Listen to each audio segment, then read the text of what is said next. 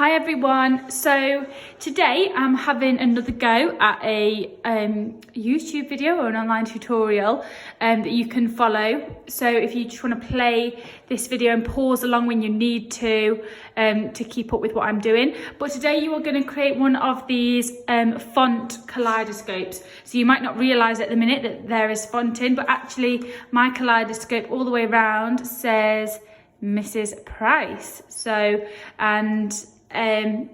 it's a really quite easy process once you get into the swing of things. But if you watch this tutorial, I will talk you through how to do it. So for this tutorial, what you're going to need is a couple of pieces of plain A4 paper, a pencil, a pair of scissors, some kind of felt tip pen that ideally goes through your paper a little bit, so like a Sharpie, and of course pencil crayons. Okay, we are using pencil crayons because I want you to show blending, so no felt tip pens allowed other than this one. Okay, so the first thing that we're going to need to do is we need to create 2 squares of paper for this. Because we want to be able to repeat our kaleidoscope round, and if our paper is rectangular, that's going to make it really difficult because we're going to have some short areas and some long areas. So we need to make these into a square. Now you can either measure it out with a ruler, but for me there is an easier way to do it. So I'm going to do one piece of paper at a time. You bring the corner of your paper up, fold it upwards. And what we want to do is make sure that this line here matches up with the top of our paper, and you get a fold in this corner here, a bit like this. And once you've done that, you can press down.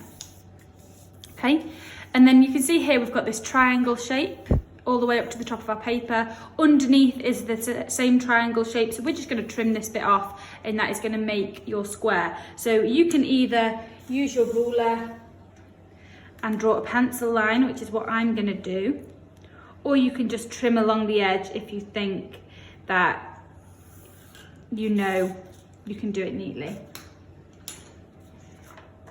Okay, so I'm just going to trim that off. Sorry about my scabby nails, guys. Lockdown.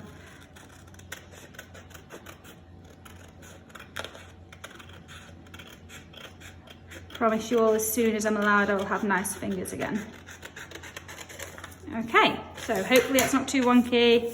Yeah, so that's great. I've got my square and I can get rid of this or save it for another piece of art. You could even make another square out of this one and have a go at creating a super mini one of these at the end. But for now, let's work on this one. So I need 2 of these. So I'm going to get my other piece of paper and do exactly the same now. Okay, so now I've got my 2 pieces of paper. What we're going to do, this one is slightly wonky, that's because I didn't draw my ruler line, but never mind. What we're going to do, and we're going to do the same with both pieces of paper, but we're going to do it one at a time. What I want you to do is, we've already got our fold line. I want you to create another one of these fold lines diagonally this way. So we've got a big cross in the middle of the paper. So I'm just going to take it up like this, so all of the points meet and it's really super neat. I press down in the middle and work my way out, so I've got a really neat fold. Okay, so I've got a cross, and I want to create another cross now, but I want it to be on the straight edges, not in the corners. So we're going to have a vertical one this way and a horizontal one this way, and that's going to divide our piece of paper into 8 segments.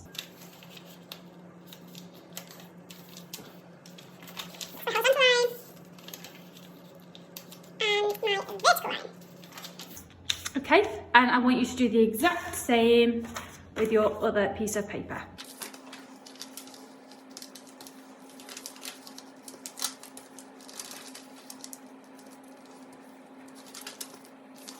Okay, so now we've got both of our pieces of paper divided into 8 segments. What I want to do is I want to take one of the segments from one piece of paper and I want to cut out one of these segments. So I'm going to do that now.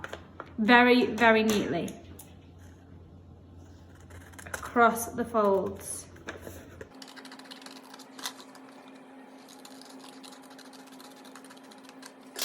Okay, so we don't need this, but this can be used if you wanted to create another one of these after, to save you using a new piece of paper. Save this and you've got 7 segments left that you can use. So I'm just going to save this for later. Okay, now for this, can I zoom in? I won't, I'll try it later on. For this is going to be the segment that repeats around, and it will flip all of the way around, okay? And it's going to mirror in each quarter, it will mirror itself. So what I want you to do is I want you to write your name in font on this triangular segment that you've got. Now it's got to be font because we want to be able to colour it in, or leave it white and colour in the background, okay? Now I want your font to grow with the segment and shrink with the segment as well. And I'm going to show you what I mean by that. But it is really important that it starts here, grows all the way up and shrinks. Now I'm going to write my name. You could write something completely different if you wanted. You could write colour, or you could write your name. If you really wanted to push yourself, you could write kaleidoscope or symmetry. It's completely up to you, but just remember that this is going to be going in your sketchbooks, and people are going to be looking at it. So we want something that's appropriate. So if you can't think of anything, just go with your name.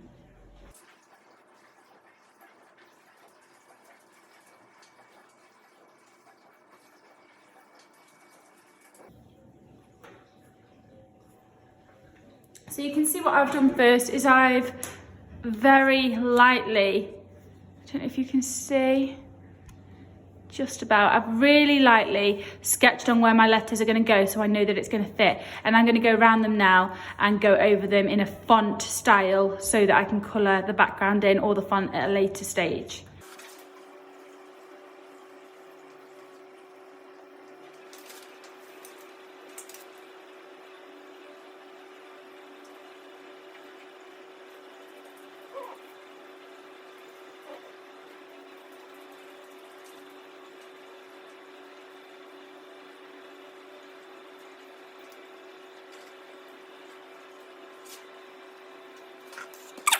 What is important at this step is once you've drawn your letters, we want them to touch the top and the bottom of your segment. Let's move this. But you can see I haven't drawn a pencil line at the top. We don't want a pencil line there. We want it to almost go off the segment like this and not have a pencil line, so that when we mirror it, it attaches itself onto the next reverse letter. So I made the mistake, I think, here. You can see on these 2 letters of drawing the top lines. When I go over it, I'm not going to do that, okay? I don't want to include the lines at the top or bottom of the segment. So what I'm going to do now is I'm going to get my good old Sharpie that I know all of you lot love to use, or a felt tip pen, and I'm going to outline this really neatly in my Sharpie.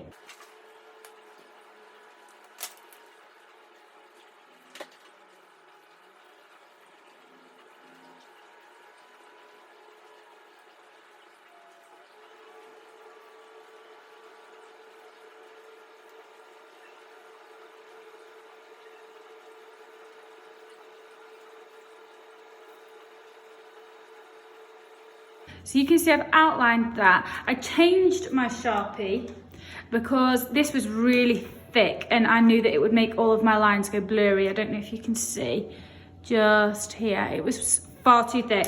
So I got a thinner pen so that my font would stay really neat. Now, hopefully what's happened is you can turn over and you can see your font lettering through the back. So I can just about see mine. Obviously my Sharpie, I could see a lot clearer, but like I say, that line we can see now is way too thick. But what I'm gonna do is I'm going to go over all of these lines on the back as well in a Sharpie. So I'm going to do that now.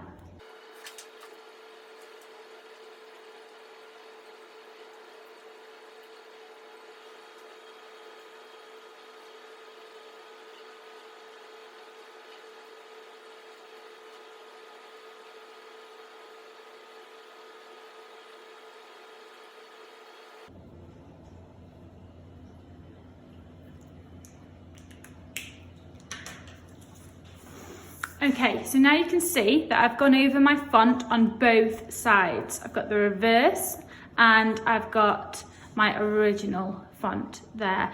Now, I won't lie, it does get tricky when you are doing it on the reverse and the letters get smaller, but as long as you concentrate, it will be absolutely fine. So what you're going to do now is get your full piece of paper back, the one that we divided up, not the one with the segment missing, the one that is complete. And what you're going to start doing, this is essentially your template now.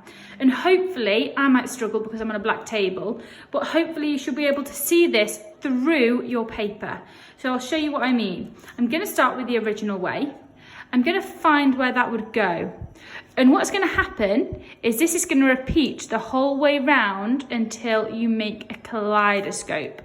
So I'm going to draw this onto here, then I will flip it. I don't just take it around like this, okay, because that would look quite boring. I'm going to flip it then.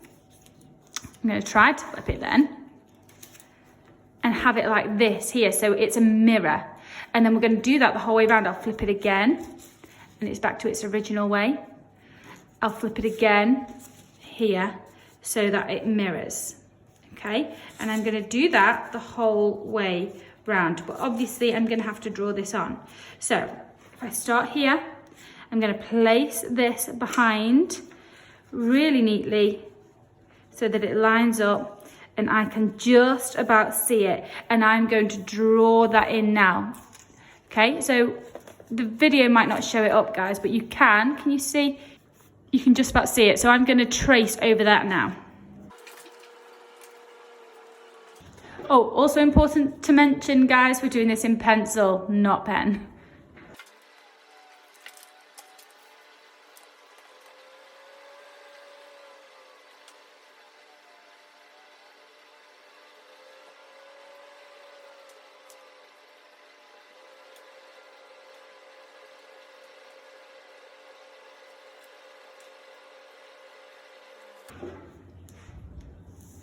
Okay, so now that first one's done, you can see again it's important that you do not draw these bottom lines, because when this is mirrored, we want the letters to flow into each other. Now, I did struggle to see that, but again, I didn't use a Sharpie pen. If you had time now, which I'm imagine that a lot of you do have time to do this, you might just want to go over and press on a bit harder with your pen again, just so you can see really clearly through the paper. But if it's working for you, then great. So now I've done it that way, I want to flip it, remember, okay? So I want it to be mirrored. And can you see how that's going to join up like this? And it's going to do that the whole way around. So I'm going to then tuck that behind, draw over it in my pencil, and then I'm going to repeat that the whole way round, okay? So it will mirror the whole way round until we get to this point. So I'm going to go ahead and do that now, and you can go ahead and do the same.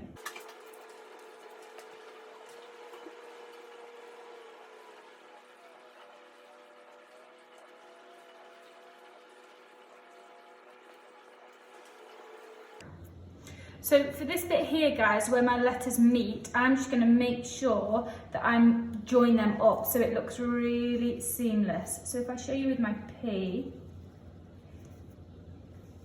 it's surprisingly difficult drawing letters backwards, even with a stencil. So you can see how I've joined these up here and there's no line in between. So I'm going to just do the same with my S. So I am just tracing the underneath. I don't know if you can see it on the video. But that's why it's important that at this step we don't join that S up, because we want it to flow through each other like this. And that's going to happen the whole way around, creating one whole huge shape that flows all the way through, which is fab. So I'll let you carry on.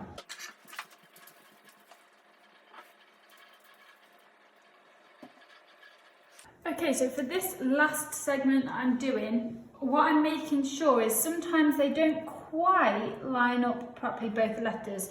So I might just have to adjust it slightly as I draw. So for example, I want this P, as it does here, it all flows through. I want this P to flow through to this one. So this line, I'm going to alter slightly just so it fits. And the same for this one.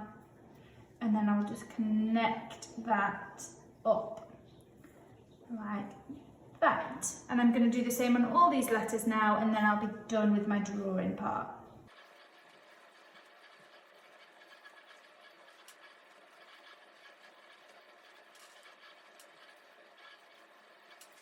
Okay, so that is my drawing of my kaleidoscope done. So you can see how it looks like it has been repeated and mirrored the whole way around, which it has because of our template.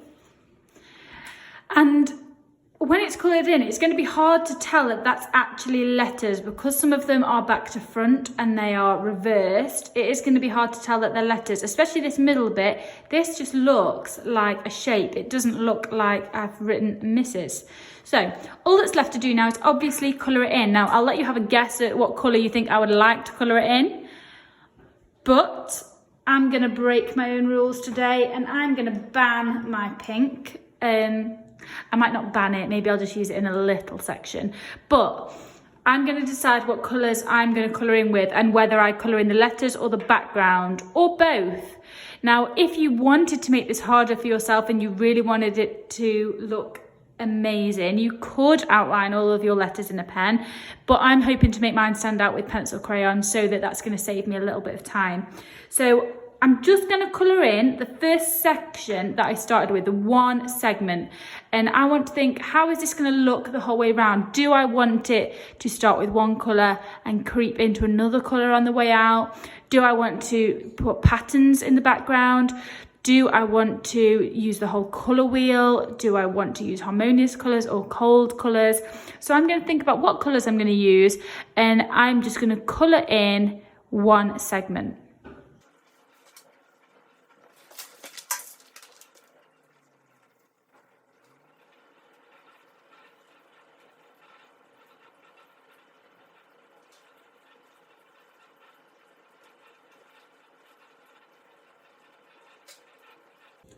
Okay, so I've finished colouring in my one segment and I chose to go with cold colours.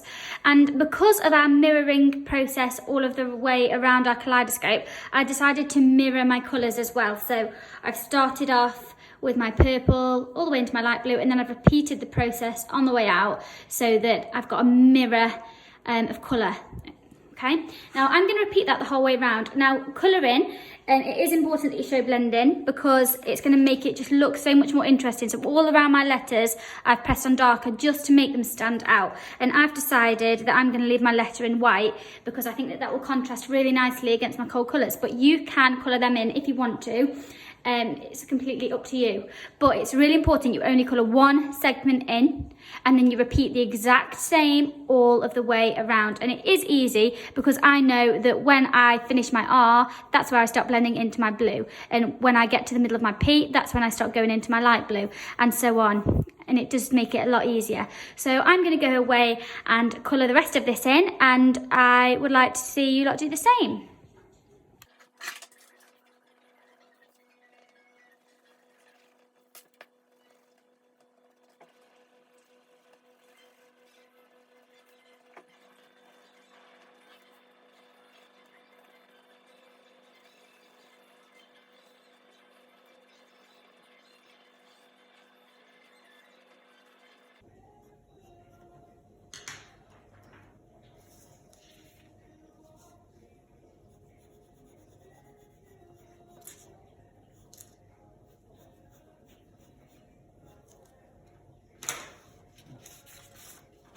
Okay, so now that I've finished colouring, that is my finished name kaleidoscope. So you can see now, if you look at that without knowing what we've drawn, you wouldn't know that was lettering. It just looks like shapes. So, and you can see if you had a more condensed word like kaleidoscope, it would make it even more interesting and detailed to look at. So now that I've completed that, I want you to have a go. Remember, you've still got your original piece of paper that you cut your segment out of, so there's no need to do this again because you've got 7 pieces here.